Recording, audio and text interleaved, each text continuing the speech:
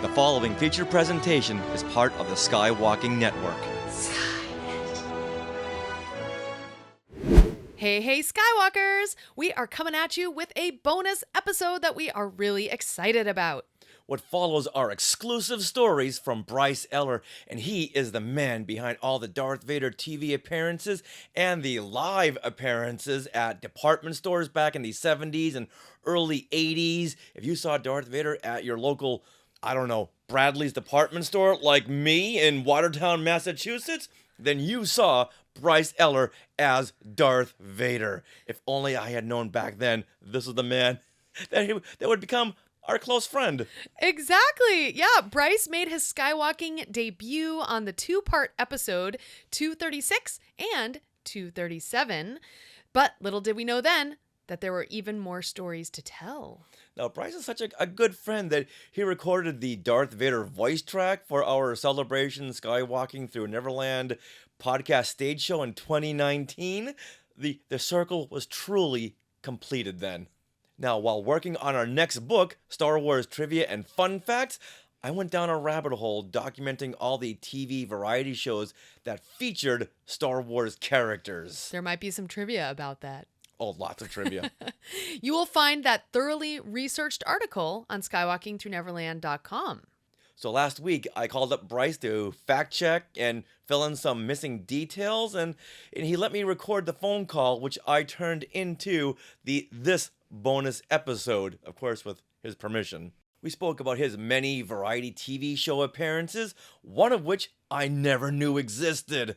We also got into voicing Darth Vader for these shows, perfecting the Darth Vader walk, and the time he was hit on at a rap party by a woman who wanted to turn Darth Vader to the deep, dark side. There is so much more to come. Once again, go to skywalkingthroughneverland.com for the Star Wars 1970s TV variety show crossover article. Okay, so the Wacko, so there's no information out there, so whatever you can tell me is all brand new info. Okay, so I'll give you some recollections from Wacko. It was, I believe it was we shot that there was a lot that was on, I think, Gower and around either Sunset and Gower or Hollywood and Gower. There was a production facility there. And it was this, we were in this, and we shared the dressing rooms with All in the Family. Okay, so Rob Reiner was in there, in makeup and such, while I was in there in makeup and whatnot. So there was a bunch of people, cast members from that show at the same time. So in the cast, the Soupy Sales was there when I was thrilled, okay, because when I grew up watching Soupy Sales, I watched Soupy Sales religiously every afternoon with Pookie and Hippie and Blacktooth and White Fang and all of these different characters. And I loved Soupy Sales. And there he was on this same show. And here I am, a cast member. And also another thrill for me was Jim Backus. Jim Backus was, talk about an icon of old television. He was Mr. Magoo. Yeah. And he was, late in his career, he was on Gilligan's Island. And he was, I didn't watch Gilligan's Island much, probably no more than 20 or 30 episodes in my life, which sounds like a lot, but for Gilligan's Island, it's not. That's all you need. Every plot's the same. They're trying to get off the island. Yeah, pretty much, yes. And so having him on the show was also just thrilling. I got to put my hand around his throat and Darth Vader choke him, and they photographed that and all, and that was a lot of fun. One of the things that just stands out in my memory, it was just so telling for me. It was, because the costume is pretty hot, and putting it on and taking it off takes quite a while, probably 15 or 20 minutes. But so they had a dresser, and by the way, since it's a costume in Hollywood, only a costumer can touch it. Oh yeah, unions. Okay, unions, yes. So they put me in the costume, Okay, and I was in, now the thing is, they put you in the costume, and they're not ready for you. Okay, you might be in costume for a couple of hours before they're ready for the shot you're in this particular shot or that shot. So here I am in costume for quite a while, and I'm really hot. I can't really sit in the thing very well. But can take off that little codpiece thing and kind of kind of half-assed sit in the edge of a chair kind of thing. The front, all the plastic and stuff in the front doesn't compress well. Mm. And so you can't really you can't really sit. You can't accordion your body. So they took off the helmet so that at least I could breathe. Well, then it became time later in the day for another shot, and I said, I got to somebody help me put on my face mask and helmet. And it's like, well, no one can help you. We don't have a costumer here. Okay. And so no, is it, maybe it's a prop? No, it's not a prop. The prop guys can't touch it. There were no costumers there because they'd sent them home because they'd already done their so many hours and they were done.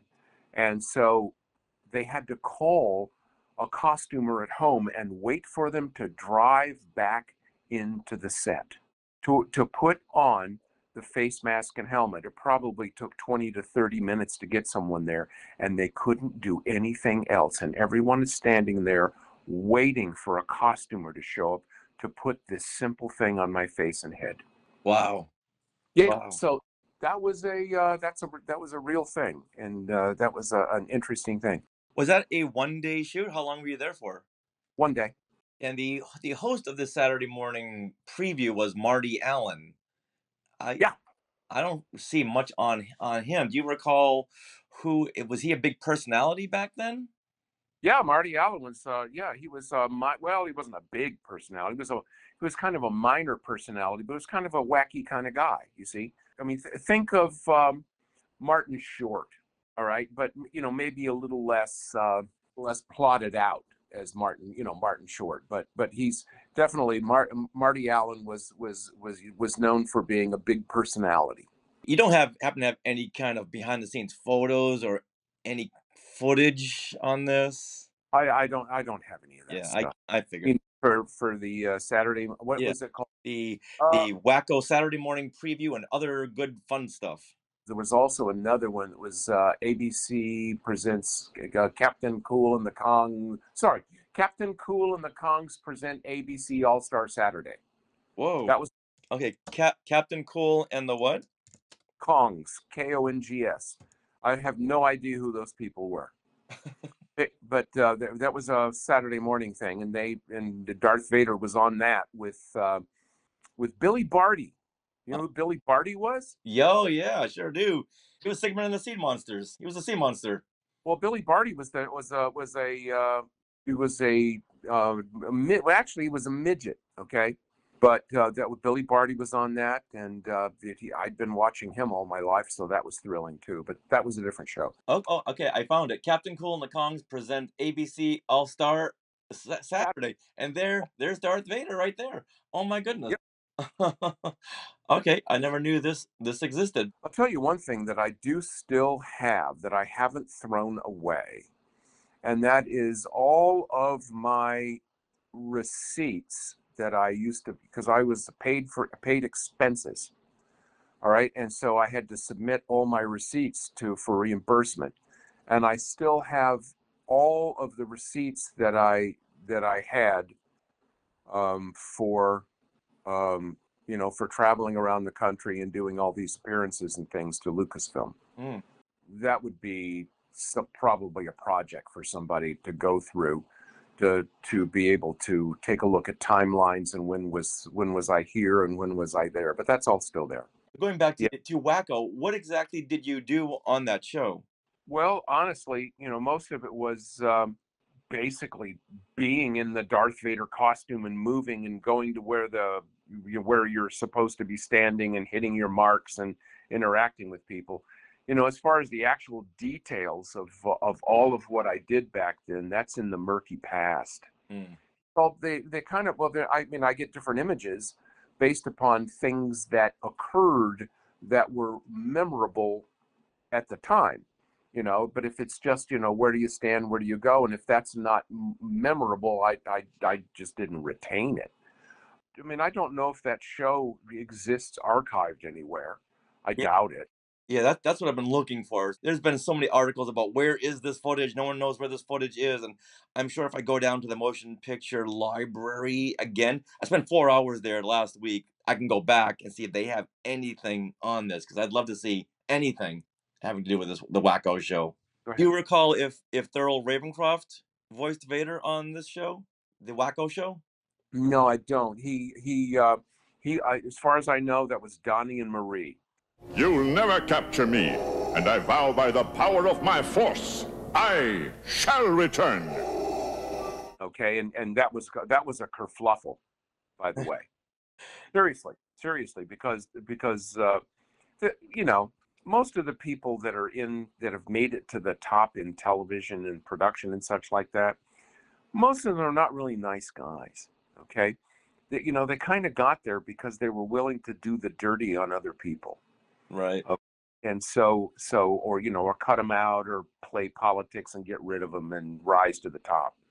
It's very, very seldom. It's like, oh, he's just so good. They didn't bother to tell Lucasfilm that they were going to put a voice to Darth Vader. Okay, they didn't tell Lucasfilm. Lucasfilm was adamant. Okay, we're not doing voice. None of these things. You're not just putting in your own voice and saying what you want to say. Because we have to, because at that point in time, George Lucas' attitude was about preserving the dignity of his characters. Okay. Yeah. Which I don't know how it is that you can have Darth Vader in a Burger King, or not, sorry, what was it called? Burger Chef commercial. Right. Okay. And at the same time, you're trying to preserve the dignity of your characters, because he wanted to use Darth Vader as a character that you could put out into all of these things for publicity. But the problem is that none of the shows, or almost none of the shows, have any idea or even care about the setting of the character. Their default attitude just devolves to make fun of it. So in virtually all of these things, what they initially want to do is make the character look stupid and make people laugh. And that is, that's the attitude that I got from so many different directors on these things. And then I had to tell them often, no, I'm not going to do that. Well, that's what we have in the script. Well, I understand that, but this is not something that Lucasfilm is going to be happy with. All right. And I'd go make a phone call to Lucasfilm and say, look, this is what they want me to do. Do you want me to do that? And they say, absolutely not. And then they would make a phone call, and then, half an hour later, things would change. Well, I'm surprised they didn't have any kind of liaison there, like Mickey Herman, to make sure those things didn't happen. Yeah, that would be Mickey. I remember Mickey at one or two of these things, but a lot of these things were done. I think before some of these things were done before Mickey was ever involved. Okay, and this was I think her name was Jeanette. I think that was her name. She was my liaison back at Lucas for quite a while. Don't remember her last name. I think it was Jeanette. Anyway, Lucasfilm was handling things on the fly. I mean, they were trying to grow at the same time they're trying to act big, and the whole Star Wars thing was a huge shock and a surprise to them. The thing was, I remember, this is completely off the subject of Wacko, but I remember when I first went down from Don Post to go ahead and try on the Darth Vader costume with Gary Kurtz. I remember, the building was, had like 5 or 6, 7 people in it total, that were employees of Lucasfilm, and most of them weren't there all the time. The only one that was really there all the time was Bunny Alsop. Right. And so she was there, but and occasionally in the beginning you would find Charlie Lippincott there, and Carol Kolsky was there too. For a while, I think she was Lippincot's girlfriend. Carol Titleman? That's who she became. Yeah. It was a Polish name. It was Wakarska. Wakarska. That's it. Carol Wakarska. Okay. Sorry for using Wakolski, but you can understand how the collision occurred. Yeah. In my head. Carol Wakarska. And so that she was there, and they had a big front office that was, because it was an old Victorian mansion kind of thing, big Victorian house that was on the back lot of Universal Studios. It was building 421A, and what was funny is building 421B downstairs was the production offices for Baba Black Sheep, okay, which was a television show about the Corsairs flying out of Guadalcanal in World War II, and they were called the Black Sheep. But the star of the show was Robert Conrad? Yeah, Robert Conrad. He was in those production offices. And I remember when Kurtz had me in the whole costume. By the way, he put part of it on backwards. Okay. No, he put part of it on backwards because he didn't really know. He wasn't the dresser. He just had seen it done, and he did his best. And I wore it wrong for a little while until I finally figured out it was wrong and put it on right. He took me down the stairs, and I was outside, standing there. And out from the production offices come the people from Baba Black Sheep, and there's Robert Conrad, and not a tall man. And he was like looking up and standing up and looking up at me and going, "Wow, man, that's," we had a nice little conversation there. And so that was fun. But they were trying to expand as fast as they could. We were blown away by all these lines and such, people standing in line to see it multiple times. Yeah. At the theater. I mean, normally, behavior at the time was, when the show's finished, nobody makes you leave. You could sit there and watch it again if you wanted to. Nobody, all this whole thing about, okay, everybody out. Okay, that wasn't a feature of film at that time. But they had to start doing that because otherwise nobody would leave. And so they had to start pushing people out, and then people would go out and get in line again. Okay, so we were completely unprepared for this, and so it was just a shock. And what are we going to do about this? It was a demand for more treatments, and so Lucas goes back in and starts writing furiously to try to come up with plots for more movies. Okay, and so he comes up. He's furiously writing the Clone War and all that kind of stuff. So that was the reaction was nobody was prepared. They're trying to grow. They're trying to get bigger, trying to find office space. So we have office space all over the area.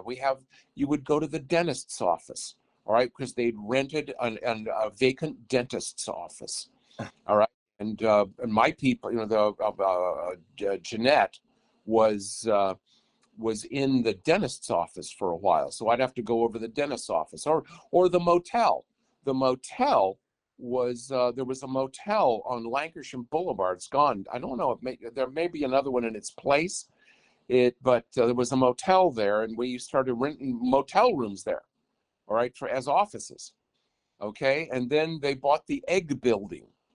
All right, and I don't know if you heard about the Egg Building, but that was old Olson Farms had an old motel that they had bought and used for their offices. All their offices were in motel rooms, converted motel rooms. And so we bought the whole building from them and started using that. And then they ended up tearing that down and then building up the whole Lucasfilm thing that took like 3 years. And we lived, all of Lucasfilm was in trailers and for years. And finally they had this building built up. And then 6 months to a year after they built it, they moved everything to San Anselmo. And then the Egg Building is demolished, and now it's a parking lot for the metro stations. That was the first place I went to when I first got to Los Angeles in 1992. It's like, I've got to get to this Egg Building. I don't know what I'm going to do there, but I got to get there. So for these shows like the Wacko show and the Saturday Morning All Stars, was only Darth Vader there, or were there any other Star Wars characters? I was really it for almost everything. Okay, and the reason was that if you wanted another Star Wars character, think about what you had to do. Okay, you want a Wookiee? Well, Lucas isn't going to just stick a Wookiee costume. First of all, they're not going to put a Wookiee costume. They don't have a bunch of them lying around either, and they didn't hold up like a Darth Vader costume did. Okay, if you want a Wookiee, all right, you got to get someone that's like 7'4". I like Peter Mayhew. Like Peter Mayhew. Gosh, that comes to mind. Isn't that interesting? I did a couple things with Peter. In fact, Peter was on Donny and Marie, and so was Tony Daniels. Yeah. Oh, right. Yeah. Oh, who was it? I forget who it was that was running the three-legged R2. Was it Mick Garris? Yeah, it was Mick Garris. Mick Garris was running it. Yeah. Let's talk about Wolfman Jack, the midnight special with Wolfman Jack. Oh, he was a nice guy. I liked him. Yeah, he was a nice guy. Yeah, so I did that show with him. I remember meeting him. I think they picked me up in a limo. I think he was in the limo, and we talked in the limo as we rode over to I don't know where we were going, but whatever. But I ended up meeting him and talking with him, and I don't even remember much about the show, honestly. It was just another show, and I was on there, and I think the connection was that that Wolfman Jack had an association with Lucas on American Graffiti. American Graffiti. Do you recall if there was a voice track playing while you were recording the segment? It seemed like it was a little improv. If I touch this, what happens? You die. You remind me of my agent, you know that? Yes. Take me to your leader. All of that stuff is improv because they don't know what to do with Darth Vader. Okay, it's not like here's the problem. Okay, if I come on to a set and I've got a script, that stuff just goes out. All right, because almost everything that they have written, that their writers have written for Darth Vader to do, is not something that Lucas would want me saying. Okay, so you've got all this wacky dialogue and that kind of stuff, and it's like that's just not what Darth Vader's character is going to say. And if I do that, they're not going to use me anymore. Okay, so here's what we can do, and so then it would be a discussion, and we'd come up with something and do it. So then it seems like this is all improv, and they would write dialogue according to Wolfman Jack or whoever the host was. There was some stuff I'm sure that we kept. I mean, I wasn't a dictator, or if it was something that we could get through with, and I thought was that Lucas would okay, it would be fine. But it's not like. See, it's not like Lucas they would send the scripts over and Lucas would go over them. They didn't have the personnel to do that. Yeah. They were growing as fast as they could, and they just didn't have enough damn people. So it was left. One of the reasons why I think they found me a value add was that they could depend on me going out and using my judgment at the time to make sure that we didn't do anything stupid. So I'd go there and basically make decisions. If Lucasfilm didn't think that Vader was going to be speaking and you were on set, they didn't allow you to speak in the costume. They would just do their thing and then re-record the dialogue around that. Is that what I'm? No, I mean it all depended. I mean, Lucasfilm had gotten. I mean, because at one point in time, because I was saying, look, I need to understand this character more. It's not just a thing that I'm wearing and walking around. Okay, I think that's one of the things they liked, was that I worked so hard to get the movement, to get the way that David Prowse walked. Okay, because the way he walked, he would lift his foot. He bobbed when he walked. Okay, all right. If it were my character, if I were doing it, I would have Vader have glided smoothly. That would have, because having a character that glides along smoothly is, I think, much more sinister than having somebody that bobs up and down when he walks, because he doesn't have any consciousness of how he walks. That was David Prowse. He didn't have any. He was a weightlifter, all right. And because he was big, in England, there are not a lot of big people. Big people can end up being, quote, actors, because they can wear a costume for a big thing. So David Prowse bobbed when he walked. And so I copied him bobbing when he walked so that it would look correct. So, I mean, they saw me doing all this work and trying to work on the voice and working on getting the right voice and whatnot. And so they ended up letting me do some TV shows. I did one TV show with Melinda Dillon. Oh, I thought she was such a dear. I thought she was such a sweet lady. And you know who she was in. You know who she was, right? Oh yeah, Close Encounters. Close Encounters, yes. So I did a show, and they had a whole soundtrack there, and so I told them how to create the Darth Vader voice. I told them about how to use an Eventide Clockworks harmonizer. Okay, and that was the essential device toward getting the Vader voice, was being able to take the sound, take the Vader voice and recombine it, shifted in pitch and phase.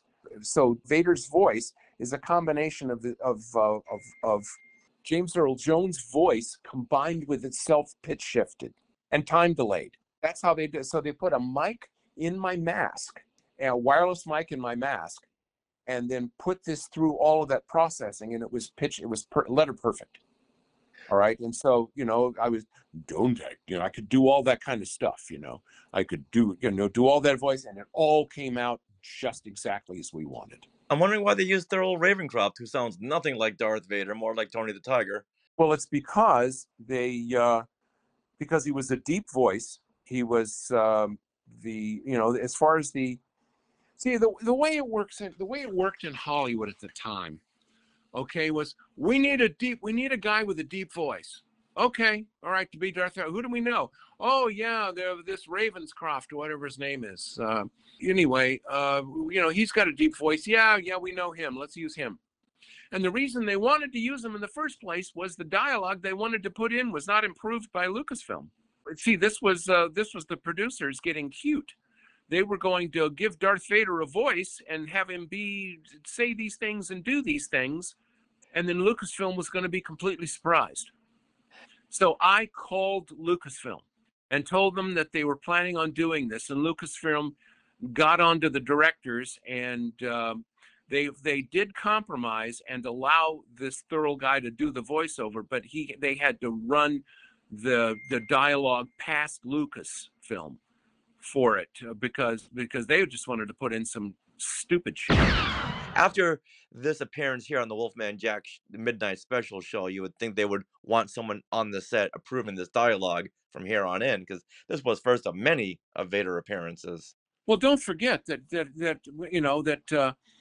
one of the ways that this got started, when I say this got started, I mean me talking, okay?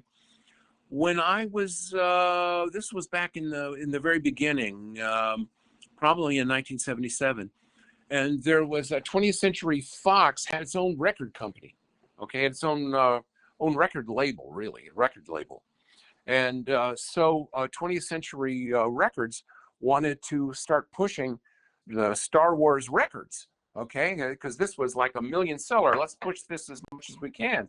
So they got Darth Vader, in for public appearances and such. And there were these two guys. They were A&R kind of guys, and they had all of the circuitry. Well, they weren't really A&R. They were really more of promotion guys. And so they got me up into San Francisco. They took me around to like Tower Records, and I did an appearance at Tower Records, in the original Tower Records down, in San Francisco there, in I forget what district it is, but it's a pretty famous building, and so I did there. So that was fine. But then Then they took me to a radio station, and it was like, okay, you're going to be on the such McKay show or whatever his name is. His name was McKay, and so they and it was like they put me up, and I'm sitting there in a radio booth with a guy, and I've got a mic right there, and he starts interviewing me, and I'm having to make up this stuff on the spot. You know, and here I am, and I'm doing the Darth Vader voice. I'm doing all this kind of stuff, and it's going out over the air. And I was there like an interview for like an hour, okay? And you know, I took calls from callers, okay? And some guy calls up and goes, "Hey, I want to know something. How come there's no black people in Star Wars?" Oh boy. All right. And the guy goes, and the guy, you know, this McKay guy, whatever his name is, he's like, "Oh my God!" And it's like I said, "I'm black," okay, which completely destroyed the whole thing, because it's like I'm black on the outside. What do you want? You know, it's like, you know, that was the answer. And Lucasfilm said, when they found out, they said, "Oh my God, don't do that anymore." Because they had never told me not to do that. Right.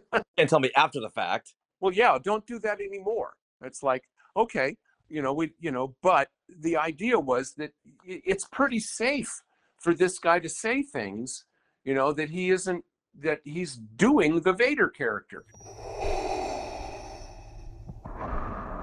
And there was a number of different things. Like I did one appearance at a drag show, okay? Now, it's very important that you understand what kind of a drag show this is. It's cars, okay? All right? It's a drag racing. And it was at an LA drag race thing. And there I am in the middle of the afternoon. And Gary, this is not because of Lucas's association, but one of Gary Kurtz's association. Oh. Kurt had done a thing about street racing in Los Angeles, or some kind of a movie about that.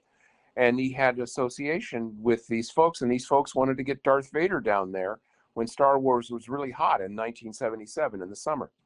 And so I was there, and so was the mayor of Los Angeles, a guy named Tom Bradley. And he was almost as big as I am. He was a big man.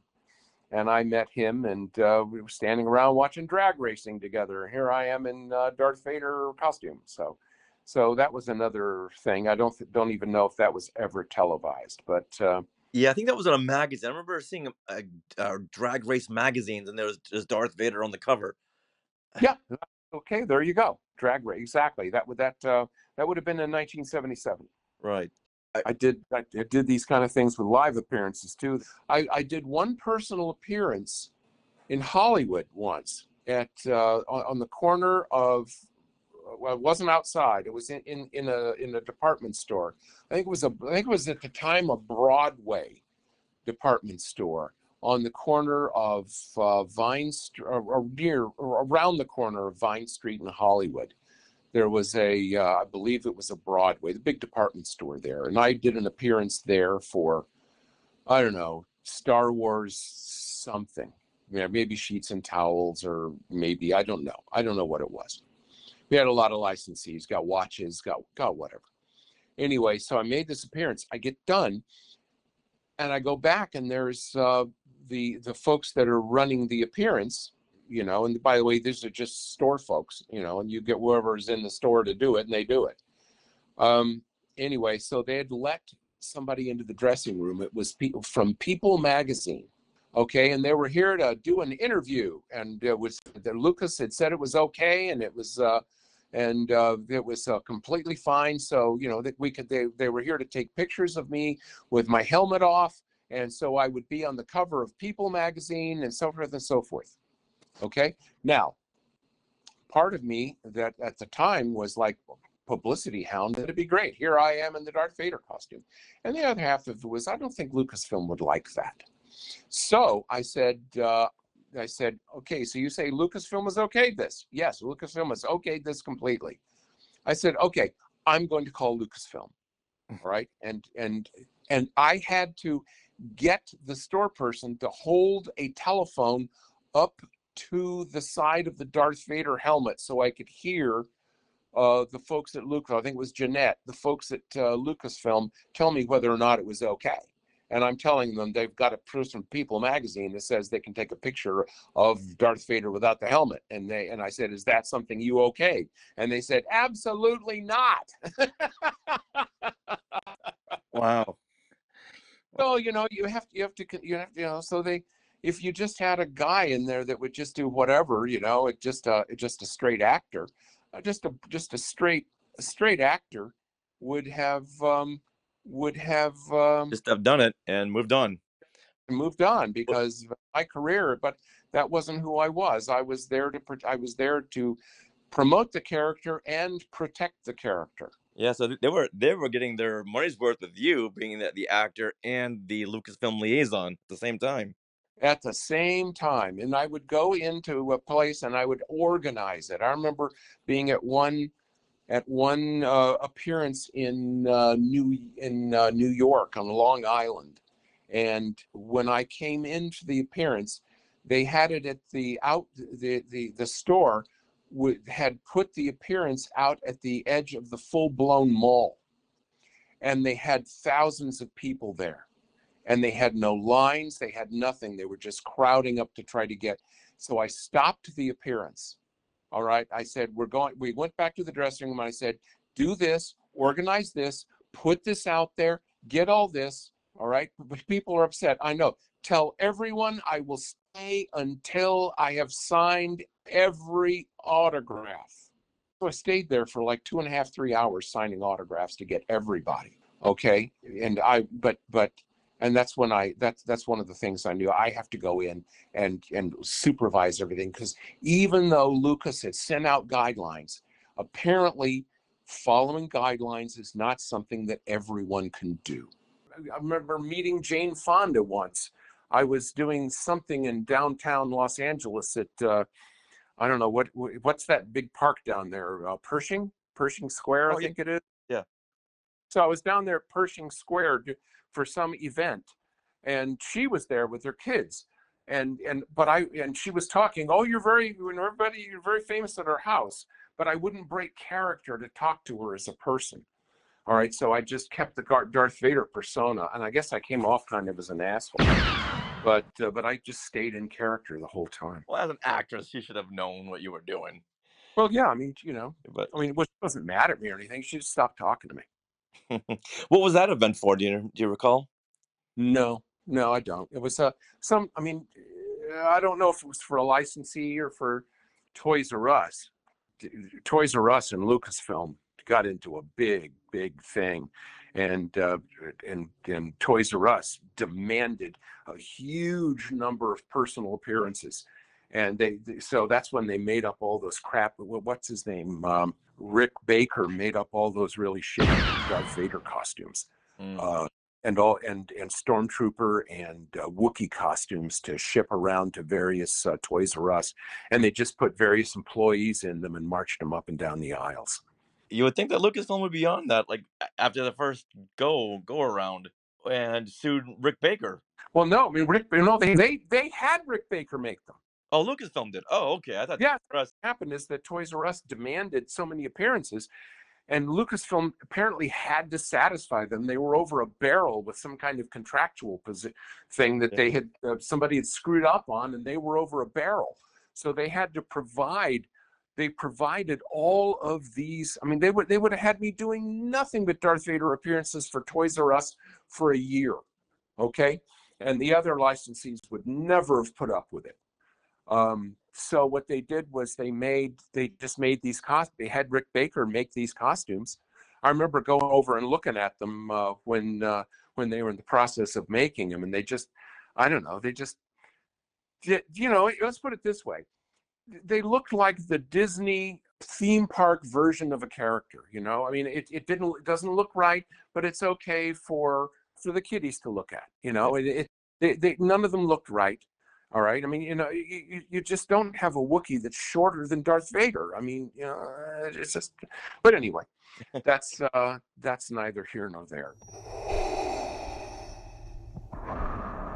Well, one thing I didn't tell you about was one of the experiences I had on the Kaptain Kool and the Kongs. One of them you can use, and one of them you probably won't want to use. The one you could use was that when I'm in the mask, one of the things you can see in some shots of Darth Vader, if the lights are wrong, is you can see in through the eye lenses, and you can see somebody's eye. Mm-hmm. And I wanted to reduce that, and to also not be able to see my mouth too. So I used to darken my mouth and my face with stuff. Now, what my problem was, I was using pancake makeup, and it would run, okay, because I would sweat, and the pancake makeup would run down my face and such. And so I was in the dressing room and was being made up by a makeup artist. And he said, "Oh, yeah." I said, "Yeah, this stuff just runs, And he said, "Oh, we can do something about that." And I said, "What's that?" He said, "We'll apply the pancake makeup with an astringent, and that will help bond it to your skin, and the oils won't run off the oils as easily." I said, "Okay." So he said, "We'll mix this stuff with witch hazel and paint it on your face." All right, I said, "Okay." So they painted it on with witch hazel, which is pretty astringent.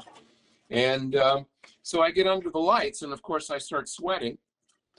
And the pancake and witch hazel starts running into my eyes.